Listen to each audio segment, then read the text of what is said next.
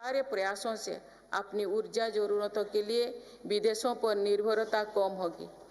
कुछ दिन पहले ही बंगाल की खाड़ी में एक नया ब्लॉक में तेल उत्पादन शुरू हुआ है। ये देश के लिए एक बड़ी सफलता है। माननीय सदस्यगण, धरती में महत्वपूर्ण खनिजों की मात्रा सीमित है, इसलिए मेरी सरकार सर्कुलर इकोनॉमी को प्रोत्साहित कर रही है। भारत की पहली व्हीकल स्क्रैपेज पॉलिसी का लक्ष्य भी है। गहरे समुद्रों में खनिजों की संभावनाओं को तलाशना भी जरूरी है। इसी लक्ष्य के साथ डीप ओशन मिशन शुरू किया है। इस मिशन में अपने समुद्री जीवन के बारे में हमारी समझ भी बेहतर होगी। भारत का समुद्रयान इस क्षेत्र में शोध कर रहा है। मेरी सरकार भारत को दुनिया की एक बड़ी स्पेस पावर बनाने में जुटे हैं। ये मानव जीवन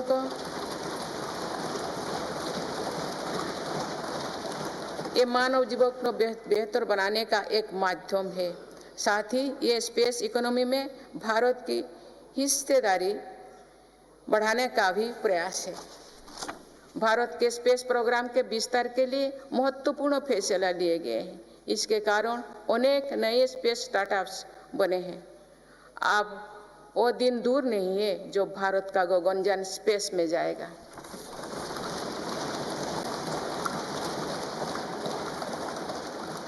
माननीय सदस्यगण, मेरी सरकार ने भारत को दुनिया के अग्रणी डिजिटल इकोनॉमीज में से एक बनाया है। इससे करोड़ों युवाओं को रोजगार मिला है। हमारा प्रयास है कि चौथी औद्योगिक क्रांति में भारत दुनिया में सबसे आगे रहे। मेरी सरकार आर्टिफिशियल इंटेलिजेंस मिशन पर काम कर रही है। ये भारत के युवाओं को नए अवसर देगा। ये नए स्टार्टअप्स के लिए संभावनाएं खोलेगा। इससे कृषि, स्वास्थ्य और शिक्षा के क्षेत्र में क्रांतिकारी बदलाव आएगी। मेरी सरकार ने नेशनल क्वांटम मिशन भी स्वीकृत किया है।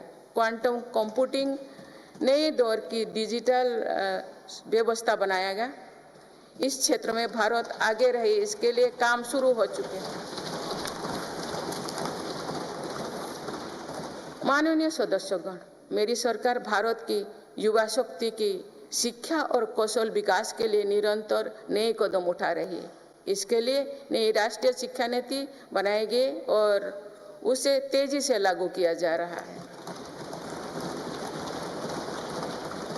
राष्ट्रीय शिक्षा नीति में मातृभाषा और भारतीय भाषाओं में शिक्षा पर बल दिया गया है। इंजीनियरिंग, मेडिकल, कानून जैसे विषयों की पढ़ाई भारतीय भाषा में प्रारंभ कर दी गई है।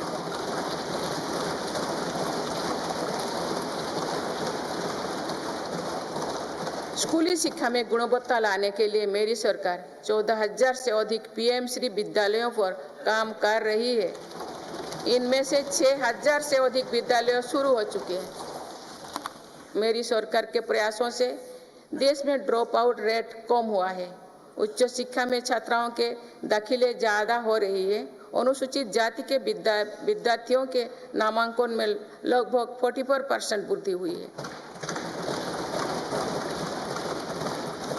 नामांकन में अनुसूचित जनजाति के विद्यार्थियों की 65% और ओबीसी के विद्यार्थियों को 44% अधिक वृद्धि हुई है। इनोवेशन को बढ़ावा देने के लिए अटल इनोवेशन मिशन के अंतर्गत 2000 अटल टिंकरिंग लैब स्थापित किए गए हैं। इसमें 1 करोड़ से अधिक विद्यार्थी जुड़े हैं। साल 2014 तक देश में 7 एम्स और 390 से भी कम मेडिकल कॉलेज थे। वहीं पिछले दशक में 16 एम्स और 315 मेडिकल कॉलेज स्थापित किए गए हैं।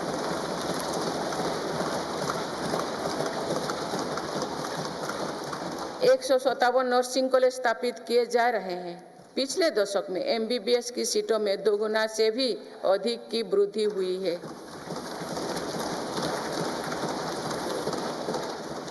माननीय सदस्यगण, पर्यटन क्षेत्र युवाओं के लिए रोजगार देने वाला एक बड़ा सेक्टर है। मेरी सरकार ने बीते 2 वर्षों में पर्यटन के क्षेत्र में अभूतपूर्व काम किए हैं। भारत में घरेलू टूरिस्ट की संख्या के साथ ही भारत आने वाले विदेशी पर्यटकों की संख्या भी बढ़ी है। पर्यटन के क्षेत्र में जो वृद्धि हो रही है, इसका कारण भारत की बढ़ती साख है। आज दुनिया भारत को देखना और जानना चाहती है। इसके अलावा शानदार कनेक्टिविटी विकसित होने के कारण भी पर्यटन का दायरा बढ़ा है। जगह जगह एयरपोर्ट बनने से भी बहुत फायदा हो रही है। नॉर्थ ईस्ट में आज रिकॉर्ड संख्या में टूरिस्ट पहुंच रही है।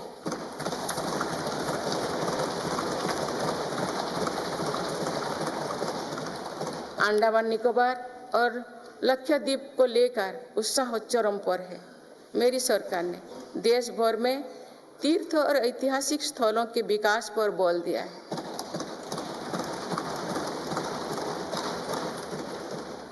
इससे अब भारत में तीर्थ यात्रा आसान हुई है। वहीं दुनिया भी भारत में हेरिटेज टूरिज्म को लेकर आकर्षित हो रही है। बीते 1 वर्ष में 8.5 करोड़ लोग काशी गए हैं।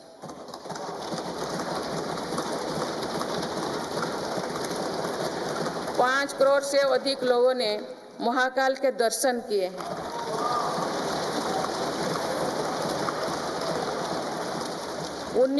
उन्नीस लाख से अधिक लोगों ने केदार धाम की यात्रा की है।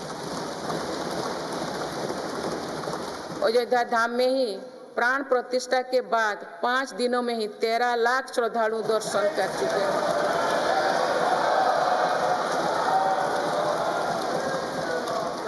पूर्व पश्चिम उत्तर दक्षिण भारत के हर हिस्से में तीर्थ स्थलों पर सुविधाओं का अभूतपूर्व विस्तार हो रहा है। मेरी सरकार भारत को मीटिंग और प्रदर्शनी से जुड़े सेक्टर में भी अग्रणी बनाना चाहती है। इसके लिए भारत मंडपम और यशोभूमि जैसा इंफ्रास्ट्रक्चर बनाया जा रहा है।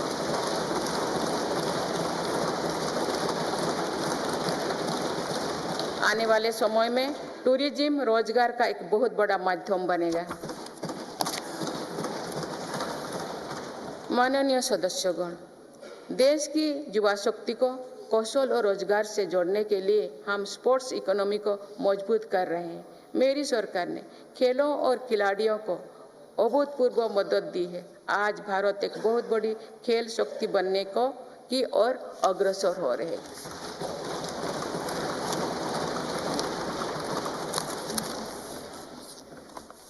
खिलाड़ियों के साथ ही आज हम स्पोर्ट्स से जुड़े दूसरे क्षेत्रों पर भी बल दे रहे हैं। आज नेशनल स्पोर्ट्स यूनिवर्सिटी बन चुकी है।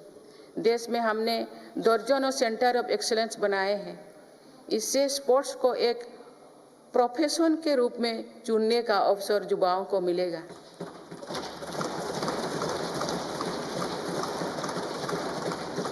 खेल उपकरण से जुड़ी इंडस्ट्री को भी हर प्रकार की मदद दी जा रही है।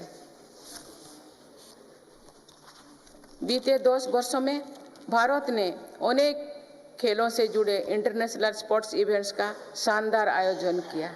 देश के युवाओं में कर्तव्यबोध और सेवा भाव का विस्तार करने के लिए मेरा युवा भारत संगठन बनाया गया है। अभी तक इस संगठन से लगभग 1 करोड़ युवा जुड़ चुके हैं। माननीय सदस्यगण, संक्रमण काल में एक मजबूत सरकार होने का क्या मतलब होता है, ये हमने देखा है। बीते 3 वर्षों से पूरी दुनिया में उथल-पुथल मची हुई है। दुनिया के अलग-अलग हिस्सों में दरार पड़ गए हैं। इस कठिन दौर में मेरी सरकार ने भारत को विश्व मित्रों के रूप में स्थापित किया है।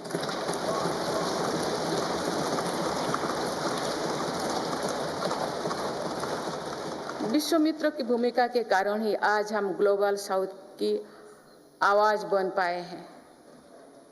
बीते 10 वर्षों में एक और पुरानी सोच को बदला गया है। पहले डिप्लोमेसी से जुड़े कार्यक्रम को दिल्ली के गलियारी तक ही सीमित रखा जाता था।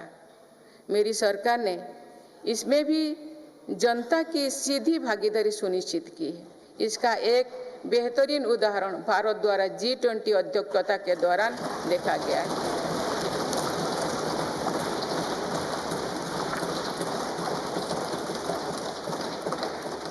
भारत ने G20 को जिस प्रकार जनता से जोड़ा, वैसा पहले कभी नहीं था। देश भर में हुए कार्यक्रम के जरिए भारत के वास्तविक सामर्थ्य से दुनिया का परिचय हुआ। जम्मू कश्मीर और नॉर्थ ईस्ट में पहली बार इतने बड़े अंतर्राष्ट्रीय कार्यक्रम हुए।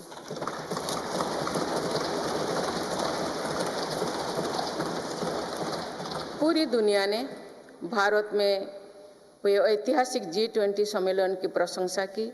ऐसे बंटे हुए माहौलों में भी एक मत से दिल्ली घोषणा पत्र जारी होना ऐतिहासिक है।